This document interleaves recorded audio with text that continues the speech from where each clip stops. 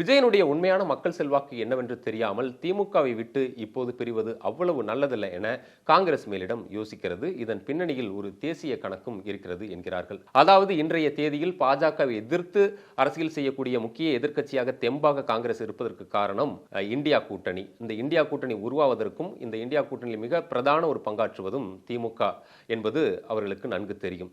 இந்த ஒரு சூழ்நிலையில் தாவேகாவை நம்பி திமுகவை கைவிட்டு போனால் அது இந்தியா கூட்டணியை ஆட்டம் காண வைத்துவிடும் என்று யோசிக்கிறது காங்கிரஸ். கடந்த சில நாட்களுக்கு முன்பு கூட தாவேகாவின் முக்கிய புள்ளி ஒருவருக்கும் தமிழக எம்பி ஒருவருக்கும் நடந்த பேச்சுவார்த்தையில் இனி இது பற்றி உங்களிடம் பேச வேண்டாம் அப்படின்னு மேடம் சொல்லிட்டாங்க. ராகுலும் இனி இது பற்றி எதுவும் பேச மாட்டார், பீகார் ரிசல்ட்டுக்கு பிறகு இதெல்லாம் பார்த்துக்கலாம் அப்படின்னு அந்த தமிழக எம்பி அந்த தாவேகா முக்கிய புள்ளிகிட்ட பேசியிருக்கார். கூட்டணி தான் இப்படி என்றால் தாவேகாவின் இரண்டாம் கட்ட தலைவர்களும் பெரிய அளவில் சோபிக்கவில்லை. புசி ஆனந்த், ஆதவ் அர்ஜுனா, நிர்மல்குமார், அருண்ராஜ் இப்படி ஒரு சில தலைவர்களை தாண்டி மக்களிடம் பரிச்சயமானவர்கள் வேறு யாரும் அங்கு இல்லை. முழுக்க முழுக்க விஜயை மட்டுமே நம்பி அந்த கட்சி பயணிக்கிறது. நிலைமை இப்படி இருக்க கூட்டணிக்காக காத்திருந்த ஒரே கட்சியான அதிமுகவுக்கும் கேட்டு போட்டுவிட்டு முட்டுச்சந்தில் நிற்கிறார் விஜய்.